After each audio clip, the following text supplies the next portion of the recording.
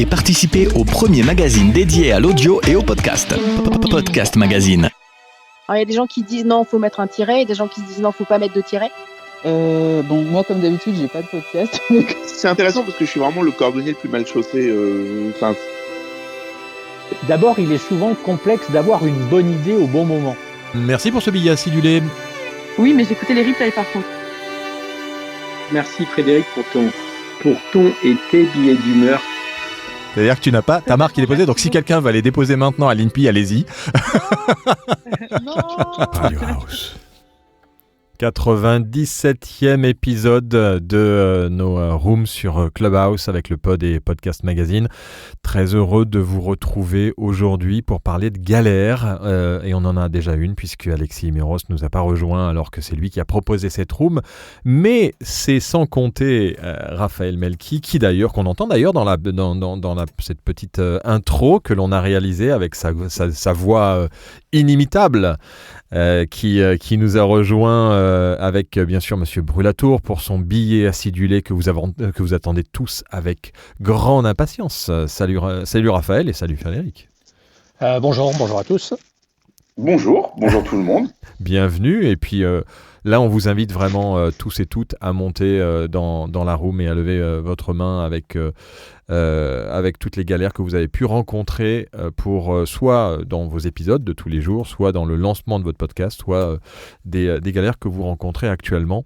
Et on est très heureux de pouvoir vous rejoindre. Donc avant de démarrer cette room comme il se doit et comme à notre grande habitude, nous avons un billet acidulé de monsieur Brulatour qui nous concocte ça toujours avec soin.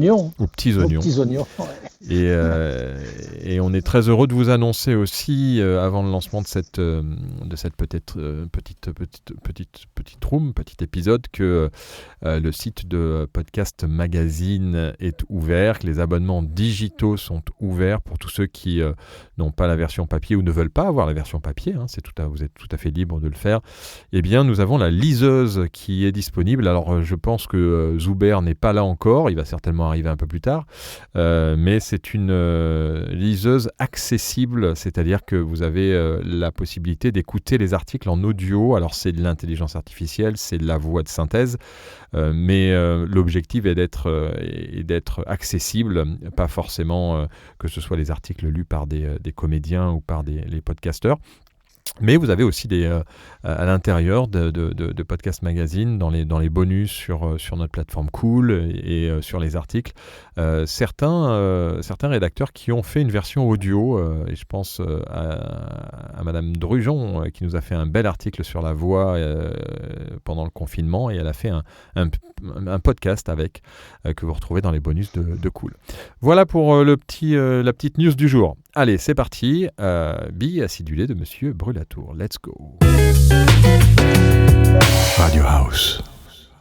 Et vogue la galère, vous connaissez l'expression, vous connaissez le dicton, laissons-nous emporter, laissons arriver ce qui doit arriver finalement, parce que la galère, c'est le quotidien de toutes les professions, parce que travailler, c'est toujours un peu galérer, l'un va pas sans l'autre, il y a ceux qui font rien, donc qui ne rencontrent pas ou peu de galères, et puis partant de ce postulat, vous avez donc deux choix, celui de ne rien faire ou celui de faire, avec donc le risque de galérer. Donc ici, on a choisi le second, minimisant quand même un peu les risques de galère. Alors je vous propose aujourd'hui une liste des 5 principales galères qui freinent habituellement les ardeurs des podcasteurs. Il faut comprendre ici que la galère se définit comme un problème à gérer.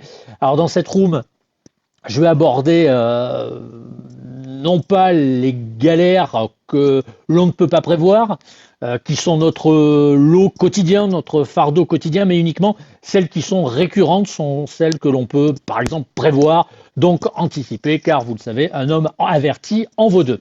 Première de ces 5 galères, la galère technique, c'est probablement la première galère auxquelles sont confrontés les podcasteurs qui, pour la majorité d'entre eux, n'ont pas de compétences techniques, ni même de connaissances techniques. Le volet refroidit beaucoup de prétendants au podcast. Pour autant, il est nécessaire de remettre l'église au centre du village parce que jusqu'à la fin des années 2010, je vous l'accorde, il fallait s'équiper de grosses machines, des consoles, des lecteurs, des compresseurs, des unités de stockage. Les temps ont radicalement changé ces dernières années, avec de plus en plus des outils dits tout en un. Ce sont des outils de plus en plus accessibles en termes de coûts, notamment en termes d'utilisation, de simplicité d'utilisation. Et finalement, si votre sujet est bon, l'aspect technique est quand même relativement secondaire, même s'il ne faut pas perdre de vue cette notion de confortabilité qui reste tout de même une notion qui est prise en compte par l'auditeur sur une échelle de 1 à 5, par exemple. Quel est le niveau le plus confortable? C'est 5 et l'auditeur veut toujours écouter ce que vous lui dites dans de bonnes conditions. Ça va sans dire, mais ça va mieux en le disant. La galère liée à l'audience, c'est la deuxième de ces 5 galères. Lorsqu'on produit du son, c'est d'abord pour être écouté. Alors personnellement, moi, j'ai jamais rencontré de podcasteur qui souhaite ne pas être écouté. L'audience, c'est la principale récompense du podcasteur et c'est malheureusement régulièrement un frein à la poursuite de cette activité.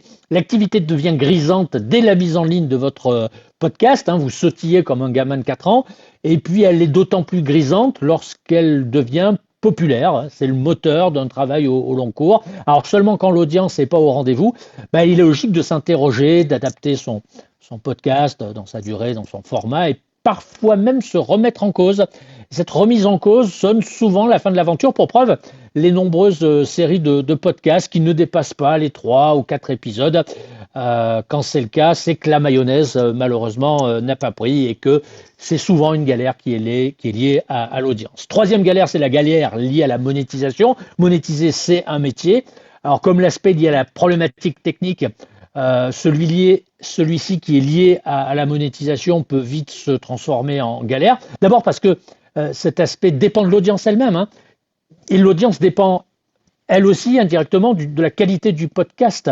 De sa production. Donc si vous galérez sur les 2 premiers, vous galérerez sur cette étape de monétisation. Pour le reste, vous comprendrez rapidement qu'il faut générer beaucoup d'écoute pour percevoir un peu de rémunération. Vous comprendrez aussi que séduire et convaincre un partenaire financier qui vous accompagnera dans votre démarche, c'est aussi un parcours du combattant.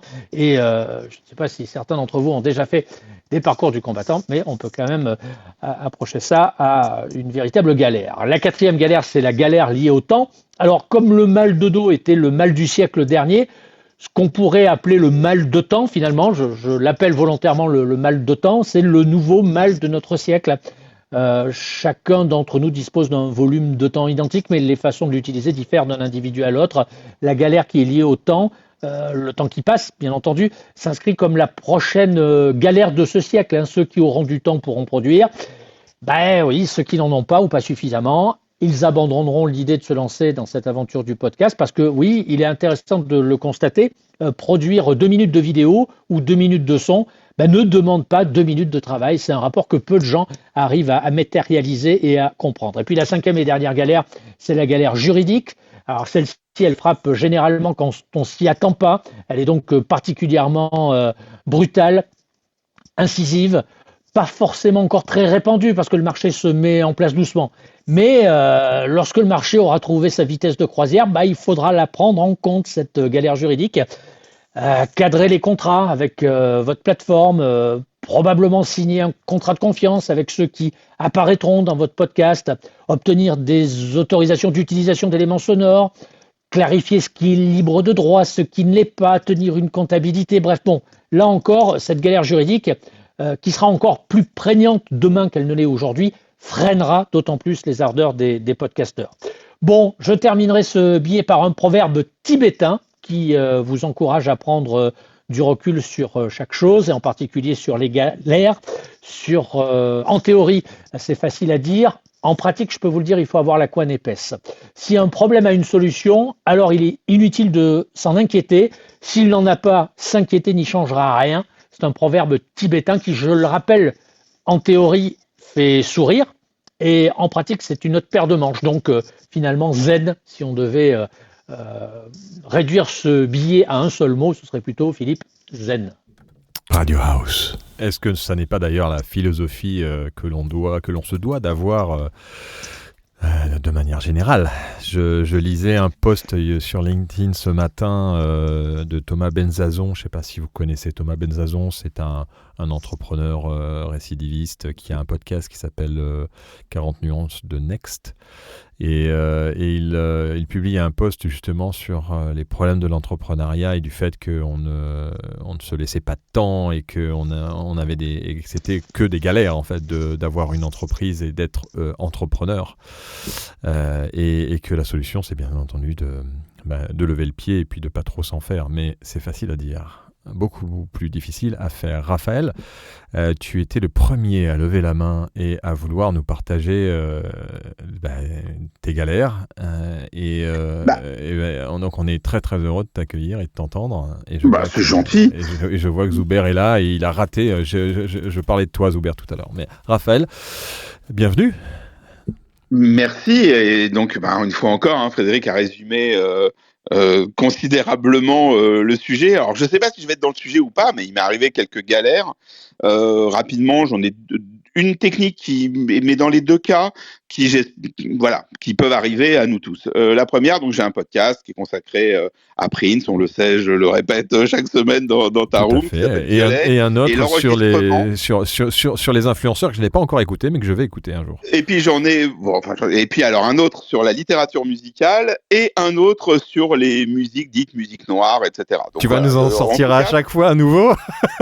Non, je connaissais pas les autres. Ça fait 2 ans que je suis sur les autres. Celui sur la littérature musicale a 4 ans. Mais bon, passons. D'accord. Celui sur Prince, donc, qui est enregistré l'enregistrement est diffusé en direct sur Twitch. Donc, ça veut dire que les gens peuvent regarder l'enregistrement, chatter autour de l'enregistrement, et donc ça crée comme ça, puisque c'est un podcast de niche, pour faire référence à une room précédente, donc ça permet d'avoir comme ça la communauté qui regarde. Et puis les podcasts fonctionnent bien, j'ai commencé à avoir des invités parmi cette communauté qui appelaient au téléphone, j'enregistre avec une Rodecaster Pro, et puis on a commencé à avoir des gens plus connus. Et on était très excités quand on a reçu au téléphone Jeanne Haddad, qui est donc une artiste qui maintenant a 3 albums à son actif, plusieurs victoires de la musique, très fan de l'artiste. Donc on était tout excités. On arrive à la prendre au téléphone. Pendant l'épisode, tout se passe bien. Elle est hyper généreuse. Elle nous raconte des anecdotes complètement folles. Ça s'agite dans le chat. On la remercie. Le chat est comme un dingue en disant « Incroyable cette intervention, etc. » Évidemment, vous me voyez arriver, le bouton d'enregistrement n'était plus rouge mais vert. Aïe. Donc, je n'avais rien de cette intervention d'une personne pour qui le temps était un petit peu compté. Là, à ce moment-là, tu as un moment de solitude, tu as un frisson qui te parcourt toute la colonne vertébrale, tu blémis, et les 3 autres intervenants de ce podcast qui sont autour de la table me regardent et me disent « Mais qu'est-ce qui se passe ?» Et là, j'ai du mal quand même. Parce qu'on est tous très excités de l'échange qu'on vient d'avoir. Et j'ai beaucoup de mal à cracher la pastille. Surtout que je vois sur le chat les gens dire « Oh, c'est incroyable, ça prend de l'ampleur et tout ça. » Et je dis « Je n'ai pas enregistré. » Mais et je ne tu comprends l'avais pas. tu diffusais pas en live aussi, donc ça l'a pas Mais enregistré. j'enregistre pas le live parce que je le réutilise pas en fait. La vidéo de Twitch n'est pas très intéressante à revoir en fait. C'est vraiment plus pour. Mais il te le recorde pas avoir d'office en quelque chose fait. Il te l'avait pas recordé d'office. Non. Donc je n'avais rien. Donc c'était abominable et c'est quelque chose. C'est ce que je considère une galère, tu vois. Et mais à qui c'est pas arrivé ça? Enfin, moi je pose la question dans la room. Je pense que c'est arrivé à tout le monde. Et le pire, c'est quand tu te déplaces, que tu as un entretien privé avec quelqu'un et que tu repars et en fait soit ta carte a planté ou la batterie, il y avait plus de batterie et t'étais complètement dans le vide. Alors il y a des solutions, mais c'est vrai que ça arrive de toute façon à un moment ou à un autre à quelqu'un qui fait beaucoup de contenu. Donc pour une raison qui m'échappe. Je sais pas si elle est sur le chat ou quoi, elle voit qu'il y a la galère. Elle me dit ça va, j'étais bien et tout. Et je lui dis en fait, écoute, je suis désolé, il se peut que ça ne passe que si tu écoutes l'épisode, que tu t'entendes pas parce que voilà ce qui vient de m'arriver. Et j'ai eu une chance inouïe. Elle m'a dit, c'est pas grave, on refait. Et donc on a refait l'interview avec un peu moins de spontanéité, mais avec un peu moins de bafouillage. Et j'ai eu la chance cette fois-ci d'avoir une invitée remarquable qui a bien voulu refaire. Mais maintenant, effectivement, j'ai le regard collé sur le voyant parce que je m'explique toujours pas comment il est passé du rouge au vert ce jour-là. Mais ça a été vraiment une grosse galère et le moment de solitude en fait. Donc c'est vraiment, je te promets, tu te sens tellement seul en face de ta galère. Ah ouais, non mais que, ça c'est affreux, c'est affreux et en général après ça tu essaies de trouver des backups dans tous les sens dès que tu fais un enregistrement et puis bon ça passe avec Et le puis temps. tu sais, t'es en panique et t'as toute la table qui te dit mais t'es sûr, mais comme là très gentiment, mais t'as pas un backup, mais t'as pas un bidule, mais t'as pas un truc. Et non, et tu sais que t'as rien et tu sais que tu dois dire à une personne qui est pas une pote, qu'en plus à qui t'as vendu le fait que t'enregistrais de manière assez professionnelle, t'es obligé de lui dire que tu viens de faire une grosse galère de débutant. Donc ça c'est la première galère et pour pas monopoliser, j'en ai une seconde qui peut intéresser les personnes. Ce podcast est chez Ocha et pendant plusieurs mois, les épisodes n'étaient plus audibles sur Apple Podcast. Les épisodes récents l'étaient, mais les anciens n'étaient pas audibles. Et j'ai mis beaucoup de temps à m'en rendre compte. J'ai mis beaucoup de temps à ce que les auditeurs m'en parlent. J'ai remonté l'info à Ocha, qui n'a rien pu faire au début et qui m'a renvoyé vers Apple. J'ai donc dû demander à Apple pourquoi mes anciens podcasts n'étaient plus diffusés. J'ai eu une réponse qui a pris une dizaine de jours, voilà, où ils m'ont expliqué un problème technique que j'ai remonté chez Ocha et qu'ils ont pu arranger après coup. Mais tu veux dire qu'ils étaient plus dispo en fait, c'est pas qu'ils étaient pas audibles. Ils étaient dispo et quand tu appuyais sur play, tu avais un message d'erreur qui disait que ils ne pouvaient les lire. Et c'était juste sur les anciens épisodes. Donc si ça vous arrive, il faut contacter Apple. Et, donc ça va être simple. il faut contacter Apple en direct avant son hébergeur. Et en fait, c'était une histoire d'écriture dans l'entête qui n'était, je sais pas ce qui s'était passé chez Ocha, mais apparemment ça a sauvé et le mien et plusieurs de leurs clients. Bon, j'ai pas eu un mois gratuit offert pour cette trouvaille, mais ça c'est pas très grave, je les aime beaucoup. Mais voilà, une autre galère, c'est quand à un moment donné tu es en face des plateformes, parce que les hébergeurs c'est génial, ils t'offrent une facilité incroyable pour préparer ton flux XML et tout ça, c'est fantastique. Sauf que quand tu as une galère, tu te retrouves un peu ennuyé, parce que quand ton hébergeur te dit je ne peux plus rien faire, là d'un coup tu as vraiment l'impression d'être tout petit face aux plateformes. Face à Apple, tu dis, je vais jamais avoir un humain qui va me répondre. Bon, finalement, s'il y a un humain qui répond, la réponse était un peu technique et l'hébergeur là a joué son rôle et a pu corriger l'erreur technique. Ouais, c'est du temps, de l'énergie, encore une fois. Et ça, dès qu'on a une galère, de toute façon, la plus grosse problématique, c'est le temps que ça prend à la résoudre. Donc là, tu as réussi à les contacter, à avoir une réponse, qui est quand même exceptionnelle, parce qu'en général, ça peut prendre beaucoup de temps et des fois, on n'a même pas de réponse. Et comme sur le Cool de Podcast Magazine, il y a un sujet sur quel est le bon hébergeur à choisir. Eh bien, c'est difficile d'anticiper les galères et de savoir quel hébergeur est le plus compétent en face des galères. Voilà. Ouais, après, je pense qu'ils ont, au niveau hébergement, je pense qu'ils se valent, au niveau technique. Non, mais on est gâtés en France, on a des interlocuteurs sur les hébergeurs. C'est ça. Donc, si vous choisissez un hébergeur en France, vous avez plus de chances d'avoir une réponse que si vous prenez quelqu'un qui est aux États-Unis ou en Inde. Il n'y a pas beaucoup d'hébergeurs en Inde, je pense, mais c'est quand même mieux. Alors, je lis dans le chat. Donc, on va accueillir Julien aussi, qui nous a tout de suite dit qu'il avait des galères en stock à nous partager. Il y a Sylvain qui nous dit qu'il a terminé lire le mag et franchement, c'est super qualité. Merci Sylvain. Si certains dans la room n'ont pas encore commandé leur exemplaire papier de Podcast Magazine, vous pouvez le faire sur podcastmagazine.fr. Et puis il y a Jean-Philippe qui nous dit que galère 1, les défauts d'élocution des personnes interviewées, à commencer par le syndrome des en série. Ça, c'est vrai que c'est un peu d'avoir c'est ce qu'on appelle les tics de langage. Les tics de langage et avoir ce qu'on appelle un mauvais client, c'est toujours très très compliqué. Là, pour contourner cette galère, l'idéal, c'est bien entendu, et tu l'avais peut-être fait Jean-Philippe, c'est de l'avoir au préalable par téléphone ou faire un pseudo faux entretien avant pour voir quel genre de client c'est, et si on voit vite si c'est un client. Après, il peut être aussi paniqué par le phénomène de l'enregistrement, ça peut arriver. Oui, et puis le tic de langage souvent peut venir du podcasteur lui-même qui commence systématiquement ses questions par d'accord et qui les termine par voilà. Ça arrive quand même assez régulièrement.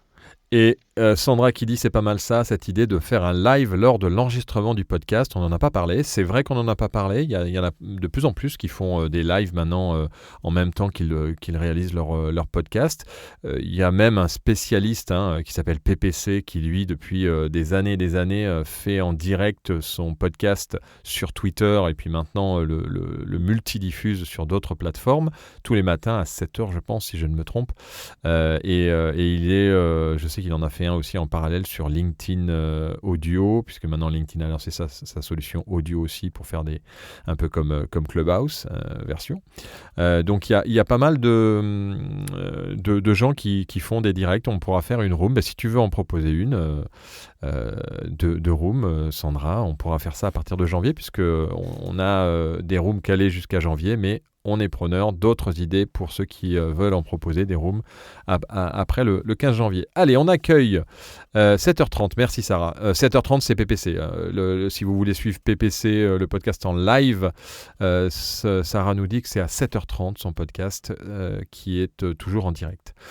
On accueille Julien qui en a en stock, Julien, des galères. Allez, à toi Julien pour tes galères de podcasteur.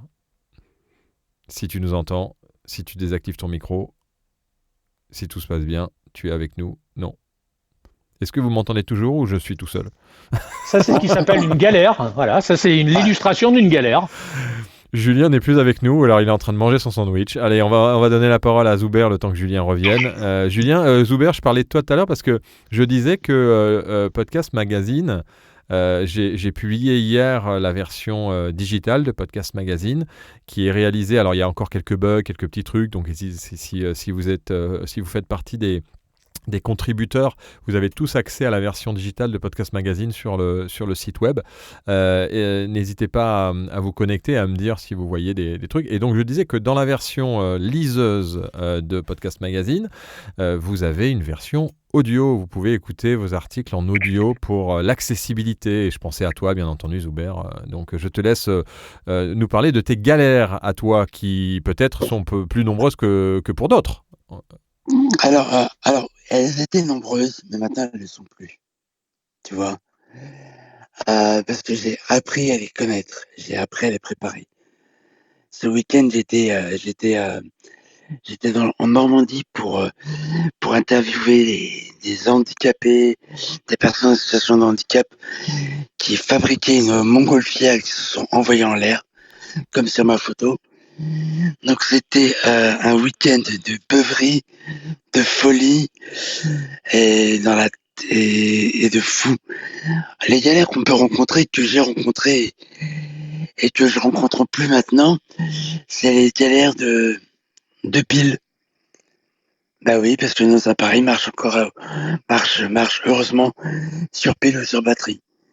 La galère de la carte mémoire. Voilà. Ouais, de la carte pleine. La carte pleine. Et moi, ça m'est arrivé sur une room, puisque j'enregistre les rooms sur la Zoom, la PodTrack P8. Et une fois, j'ai carrément oublié d'appuyer sur le bouton. Heureusement, Clubhouse est passé en enregistrement de la room, mais la qualité n'est pas la même, en fait, au final sur Clubhouse. Même si l'avantage, c'est qu'on peut revenir rapidement vers qui a parlé. Et tous ceux qui nous écoutent en replay savent de quoi je parle, puisque dès que je parle, ils me zappent et ils écoutent les autres. Mais c'est vrai que c'est toujours cette problématique de carte mémoire qui peut être pleine et surtout un petit truc, bon je suppose que vous le savez mais je le dis quand même parce qu'on n'y pense pas forcément, c'est de vider la corbeille quand vous avez votre carte qui est connectée à votre PC ou à votre Mac parce qu'en fait la corbeille, si vous faites mettre à la corbeille de votre carte des fichiers qui sont sur votre carte mais que vous ne videz pas la corbeille de votre ordinateur, la carte mémoire garde dans la corbeille de la carte les fichiers. Et donc, ce qu'il faut bien regarder, c'est la taille disponible de votre carte. Parce que sinon, si vous n'avez pas vidé la corbeille de votre ordinateur, même quand votre carte est connectée, il ne va pas vider la corbeille de la carte. Donc ça, c'est un petit truc par rapport à ce dont tu parlais, Zuber, de la carte. Alors, Bien sûr, les batteries, ça c'est classique et complexe parce que ne jamais prendre de batteries où on ne sait pas si elles sont vraiment neuves et toujours avoir du spare, de la sécurité pour pouvoir changer les batteries, même si c'est pendant l'enregistrement, on fait une coupe et puis on repart. complètement. Moi, je me rappelle que moi, j'utilise un petit DR10 XL de Tascam, qui est un tout petit enregistreur qui se colle au cul du micro en XLR. Tu vois, comme ce que fait Zoom. Je crois que le Zoom, c'est le F1 ou le F2. Et j'ai une petite pile bâton et j'y vais avec mon micro. Et je parle et je me déplace pendant que je marche pendant mes événements. Alors l'idéal pour ne pas avoir ce problème de batterie, c'est bien sûr d'utiliser des outils qui se branchent en USB et qui s'alimentent en USB avec une grosse batterie USB de 40 000 mAh par exemple, qui vous permet de vraiment avoir cette sécurité électrique. Donc moi je conseille, et d'ailleurs à chaque fois que je pars en voyage, et maintenant les téléphones, c'est vrai quand votre téléphone a plus de 5 ans, il commence à baisser en batterie, j'ai toujours une batterie bien chargée, comme là je pars pour une assemblée générale demain et je suis toute la journée en déplacement, et bien j'ai toujours ma grosse batterie avec moi pour le téléphone, mais aussi si jamais j'ai un problème pour faire un recording ou pour enregistrer, de pouvoir connecter soit la console, soit quoi que ce soit sur cette grosse batterie. Ça coûte pas forcément très cher et ça vous permet d'avoir cette sécurité tout au long de la journée quand vous... Alors moi, si t'imagines, j'ai une batterie de 20 000 mAh et j'étais dans un endroit ce week-end pendant 4 jours avec pas d'électricité. T'imagines ? Ma batterie, elle m'a sauvé la vie. Mais oui, non, mais c'est ça, il faut toujours avoir ça. Ça, moi, c'est vraiment le conseil que je peux donner à tout le monde, ne serait-ce que pour, le téléphone, mais aussi pour maintenant les systèmes qui fonctionnent. Là, on a reçu, puisqu'on va commencer à faire les tests de tous les produits qu'on a reçus. On a reçu pas mal de produits, dont un qui est 10K multimédia sur un petit outil qui permet de connecter 6 micros et de le connecter à votre ordinateur. Et c'est pareil, quoi, c'est en USB et avec une grosse batterie, on est autonome sur la partie gestion de l'ensemble de ces problématiques d'énergie. On va accueillir maintenant Julien, je pense, qui est parmi nous et qui avait donc un certain nombre de galères à nous partager. Salut Julien. Bonjour tout le monde, c'était la première galère du jour, j'arrivais pas à activer mon micro sur le téléphone. Alors là, bon, je pense que dans le chat, en tout cas, tu as eu de l'aide, t'as vu, je sais pas si t'as vu, tu dois cliquer sur le micro en bas de droite, Sarah nous dit. C'est la première fois que je prends la parole sur Clubhouse, donc voilà. Ouais, alors tiens, je lis le message avant de donner la parole de Pierre, Stanislas, qui nous dit avec Club Deck, on peut enregistrer et multicaster sa room Clubhouse en live. Oui, tout à fait. D'ailleurs, la première room de la saison 3 qu'on a lancée, j'étais sur Club Deck. Et le problème de Club Deck, c'est que je n'ai pas réussi à faire monter les gens. Donc, il y avait plein de gens qui voulaient monter dans la room. Et je ne voyais pas sur Club Deck qui voulaient monter. Donc, c'est super Club Deck. Ceux qui sont sur PC, qui veulent participer au Room Clubhouse et être sur leur PC, c'est vraiment un logiciel gratuit à télécharger. On ne peut pas avoir Clubhouse sur son téléphone et Club Deck connecté en même temps, mais si on veut être sur son ordi et pouvoir rebrancher un micro USB et avoir une très bonne qualité et multidiffuser, Club Deck permet de faire vraiment beaucoup de choses et surtout de connecter sa carte son à Clubhouse, ce qui n'est pas forcément donné à tout le monde. Donc tout à fait, quand tu dis self-promo, est-ce que c'est que tu es celui qui a développé Club Deck ou je ne comprends pas le self-promo entre parenthèses? Ah oui, d'accord, donc c'est toi qui a développé Club Deck. Eh ben, alors ça nous intéresse d'ailleurs. Écoute, je t'invite à m'envoyer un petit message en privé avec tes coordonnées parce que j'avoue que Club Deck est un super outil que j'ai utilisé depuis un certain temps, que j'utilisais moins avant parce que que j'ai essayé de réutiliser quand on a démarré pour multidiffuser, mais qui permet quand on est sur son PC de pouvoir aller sur Clubhouse. Je vous invite à le télécharger si vous ne l'avez pas encore fait et il y a des mises à jour régulières. C'est vraiment bien foutu, même si le système de fenêtrage est un peu complexe au début. Julien, à toi. Oui, donc moi en fait, des galères, il y en a plein, mais là j'en ai une en tête. C'était une galère qui a entraîné une autre grosse galère. Donc la première galère, c'est que j'ai laissé mon Zoom H5 au soleil et il a littéralement fondu. Ah bon ? Ça marchait moins bien après. Ah mais tu l'as laissé longtemps ou parce que normalement c'est quand même assez solide. Ouais, mais il est resté toute une journée. J'habitais au Bénin à l'époque, dans l'Afrique. Ah oui, d'accord.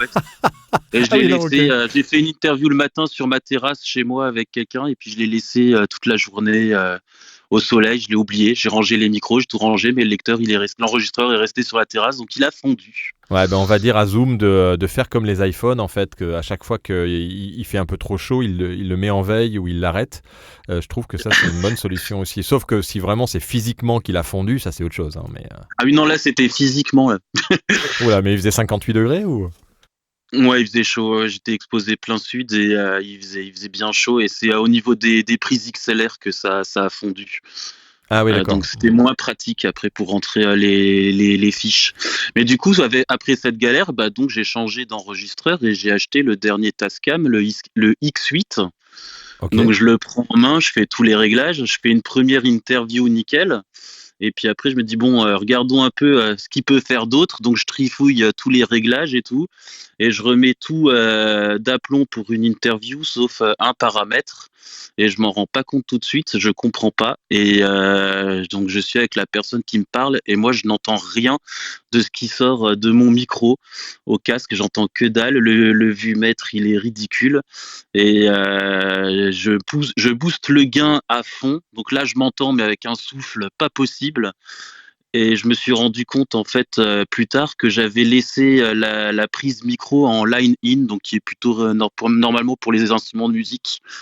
Et oui, donc il lui balançait une alim supplémentaire et ça marche moins bien forcément. Voilà, et donc c'était mon micro sur lequel il y avait le problème, l'autre était bien réglé, donc j'ai juste réenregistré toute ma piste où je parlais moi en fait.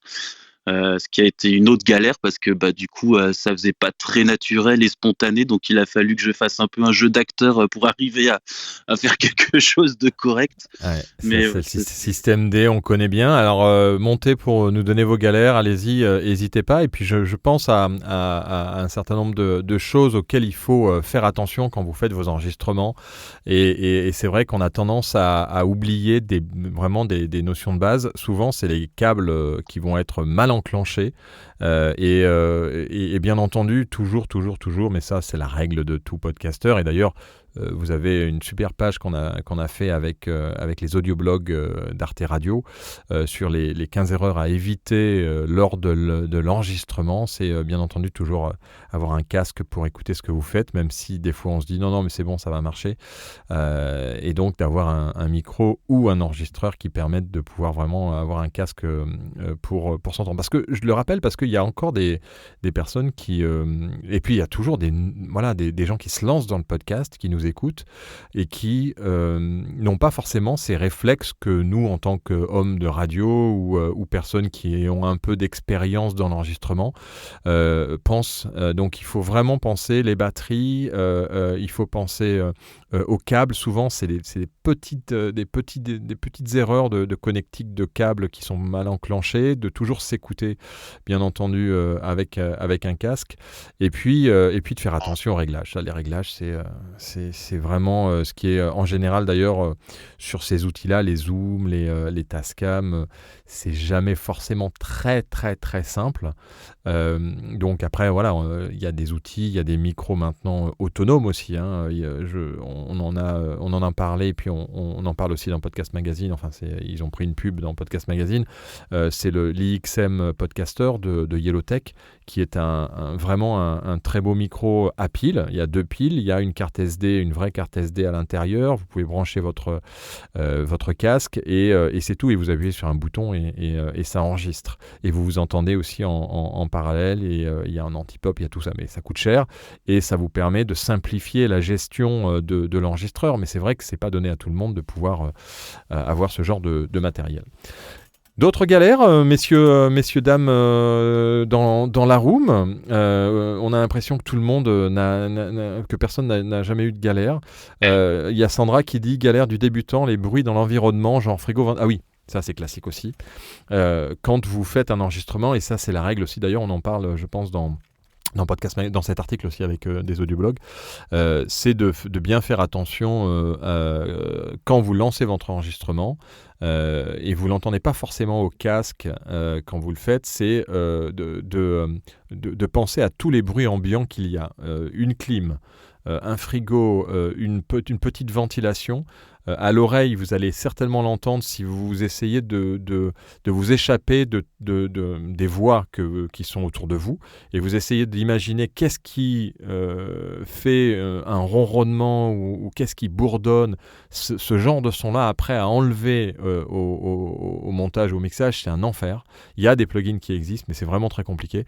Donc ça, c'est vraiment aussi une chose à laquelle il faut penser, c'est où est-ce que vous vous installez quand vous faites votre enregistrement pour faire en sorte que vous ayez pas ces nuisances sonores qui sont souvent assez sourdes et auxquelles on ne fait pas forcément attention. Merci pour cette petite galère, Sandra, que tu partages, et Sandra qui valide donc une room en janvier sur la thématique du podcast et de l'enregistrement en direct ou de la multidiffusion, parce que ça aussi, il y a plein d'outils aujourd'hui qui permettent de multidiffuser les podcasts.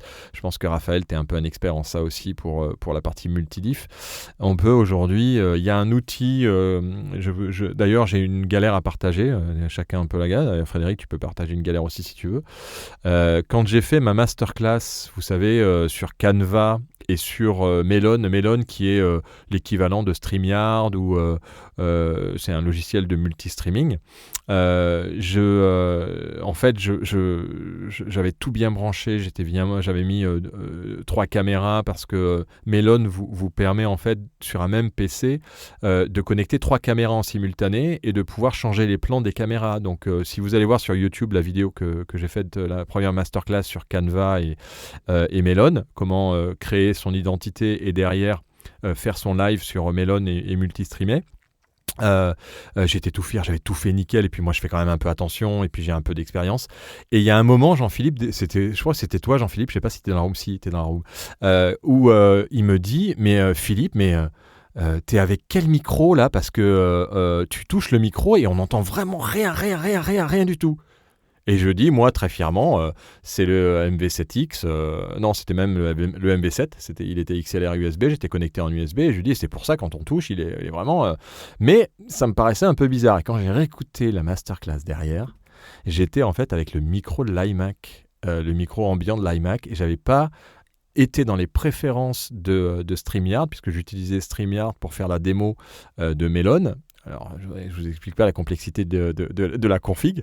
Et donc, je ne suis pas allé dans les préférences, je ne suis pas allé dans audio et dans le micro principal de StreamYard qui donc... Alors, heureusement, je n'avais pas de bruit dans la pièce, donc ce n'était pas trop gênant.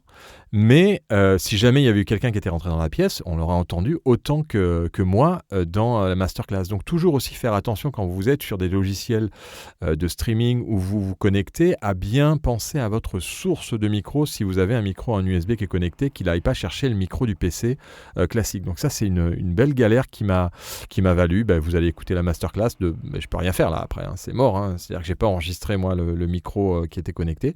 Et Jean-Philippe, je lui ai envoyé après un message en me disant, Jean-Philippe, tu avais raison, c'était pas du tout le micro qui enregistrait, c'était le micro de l'iMac. Voilà pour la petite galère personnelle.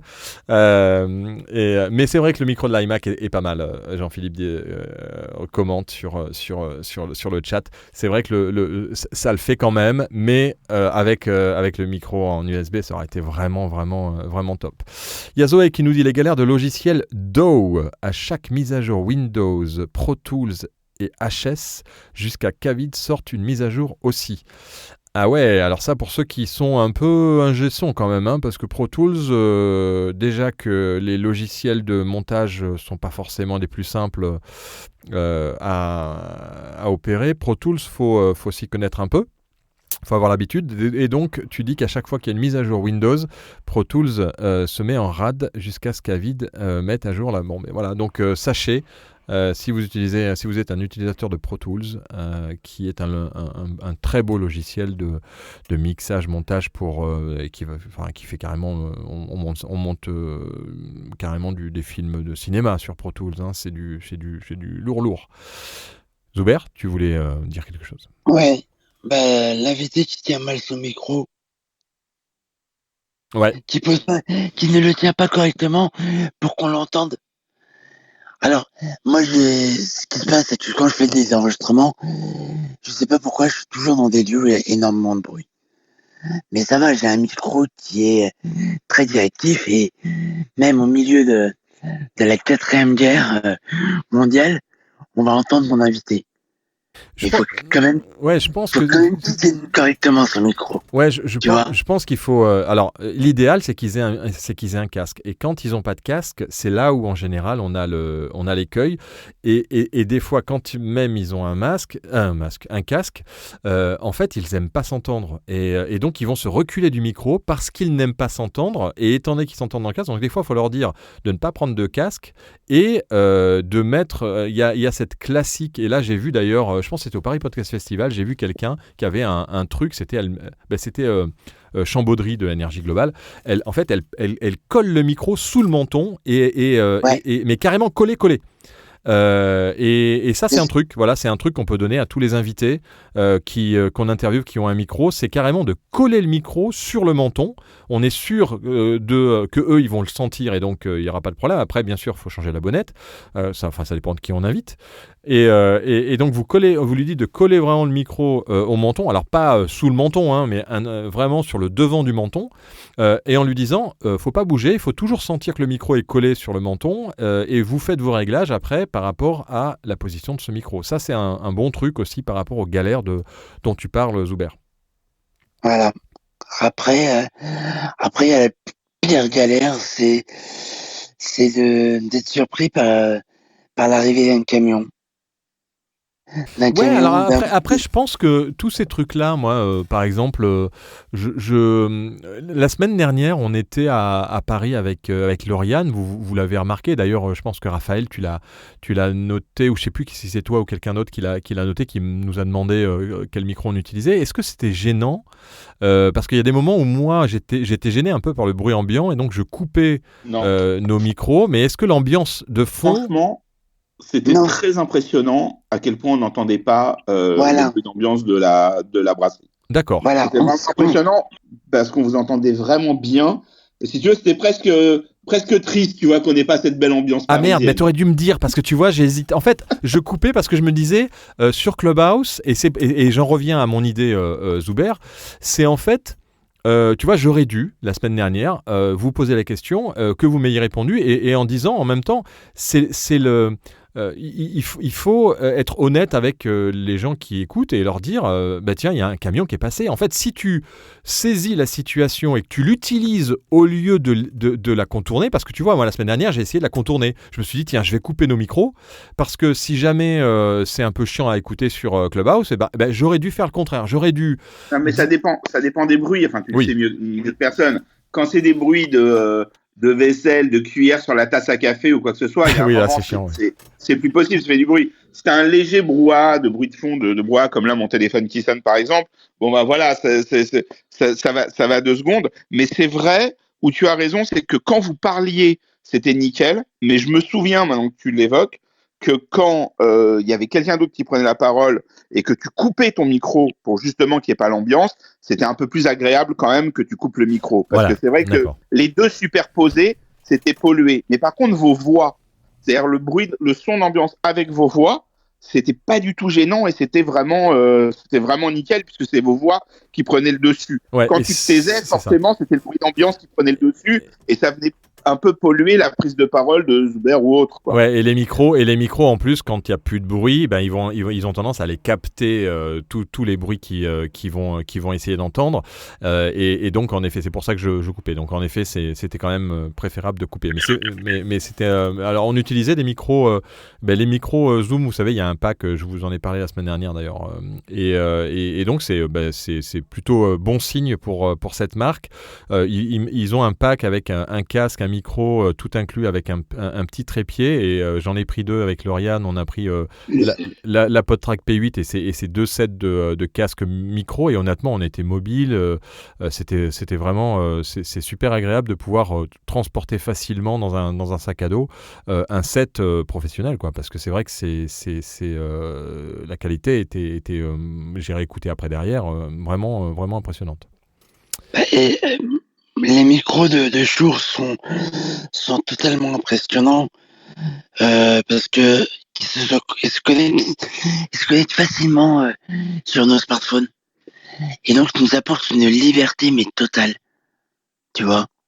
Ouais, et puis Moi, il y a le dernier aussi qu'on a testé qui est encore plus impressionnant parce qu'en plus il est alors je vais pas rentrer dans le détail, mais si vous voulez comprendre comment fonctionnent les micros parce que moi j'y connaissais pas grand chose non plus, hein, et c'est pour ça que je voulais faire cet article dans Podcast Magazine sur les micros dynamiques, les micros statiques, et il y a un micro qui est assez sympa, et d'ailleurs on a fait un test aussi sur notre chaîne YouTube que vous pouvez aller voir.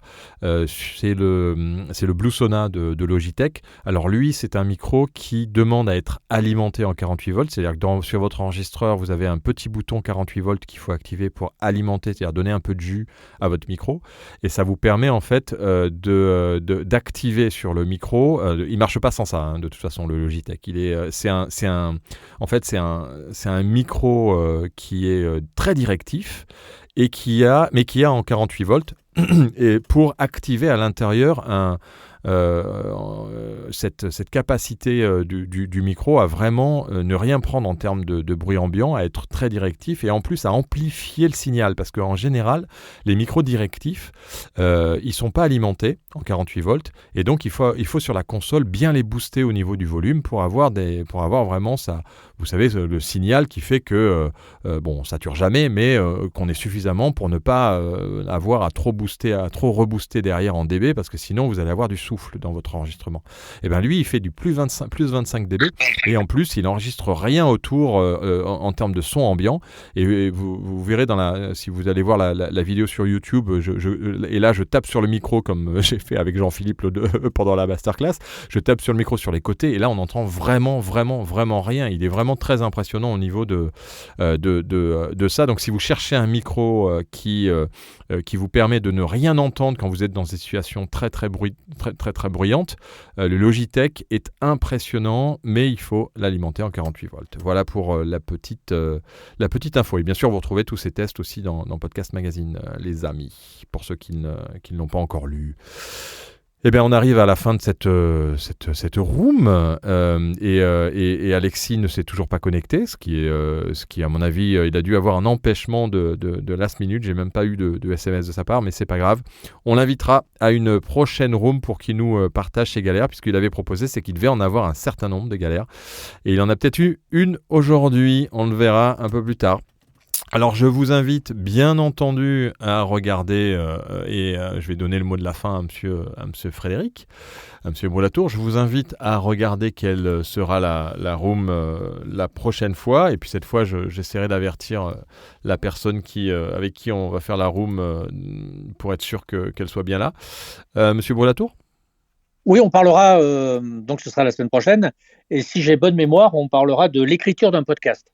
Exactement, et on aura Stéphane Berthomé qui va se lever tôt parce qu'il est au Québec. Et oui, parce qu'il est au Québec. Exactement, et donc il sera avec nous à 13h la semaine prochaine. Ça va être vraiment très intéressant parce qu'il a une super expertise du documentaire. Il fait des docus que vous pouvez écouter vous allez sur GoScript, son site GoScript Media, où vous cherchez Stéphane Berthomé podcast et vous allez tomber sur ces podcasts qui d'ailleurs il a je pense qu'un de ses derniers podcasts sur alors on dit Mérine, je ne savais pas, on dit pas Mesrine, on dit Mérine. Oui, Alors, on dit Mérine. tous les Français disent Mesrine, mais on dit Mérine. Donc sur son podcast Mérine, qui a, je pense, eu un 4T sur Télérama, il était très content. Et donc on sera avec lui pour qu'il nous partage tous ces trucs et astuces du documentaire. Donc soyez avec nous la semaine prochaine, on a hâte. Et d'ici là, on est en train de préparer aussi une petite surprise avec monsieur Stéphane Berthomé et Bruno Giugliominetti, qui est aussi au Québec. On concocte ensemble un petit podcast sur les podcasteurs. Ça s'appelle le Podcastologue, et on en parlera bien sûr la semaine prochaine aussi avec lui, puisque c'est pas un secret, hein. On a commencé à en parler un peu sur les réseaux sociaux et donc ça va être une continuation un peu de tout ce qu'on fait avec Podcast Magazine, mais avec 2 autres experts qui nous permettront de pouvoir partager encore plus de choses et d'avoir un moment sympa ensemble. Merci Monsieur Bourlatour pour encore ce moment. Merci Raphaël, merci Julien et Zoubert d'avoir participé à ce partage de galères et de solutions qui sont toujours assez sympas à partager, et surtout d'avoir des solutions en face. À bientôt, monsieur. Merci Philippe. Le billet est à retrouver sur le site du pod, mais j'imagine aussi sur le site de Podcast Magazine désormais. En fait, voilà. Alors le pod, non, maintenant, le pod c'est terminé. Le pod.fr, on redirige tout vers podcastmagazine.fr. Voilà, c'est ce que je disais. Donc c'était une question et donc tu me donnes la réponse. Donc les articles ont tous été réimportés sur podcastmagazine.fr. Vous avez toujours une rubrique brève qu'on va alimenter de plus en plus. Là, on a eu un petit changement d'organisation, donc ça a été un peu compliqué de pouvoir remettre tout en place, mais ça y est. Donc il n'y a plus de contenu sur le pod.fr, il y a sur les anciens articles que vous garderez, qui seront toujours disponibles jusqu'à l'été prochain pour la partie, ceux qui veulent toujours aller regarder leurs articles sur le pod.fr qui ont été publiés, mais les contenus maintenant sont tous sur podcastmagazine.fr, une partie brève, et puis les actus que vous retrouverez aussi régulièrement sur podcastmagazine.fr. Voilà, monsieur Bourlatour. Donc, on va le mettre, en effet, on va le publier pour les abonnés de Podcast Magazine, et bien sûr sur le site de bourlatour.fr pour ceux qui sont fans de ton site. Ah oui, sur le blog. Le blog. Exactement. Ouais. Bonne journée à tous. Ciao. Salut Philippe, merci à tout le monde. Bye.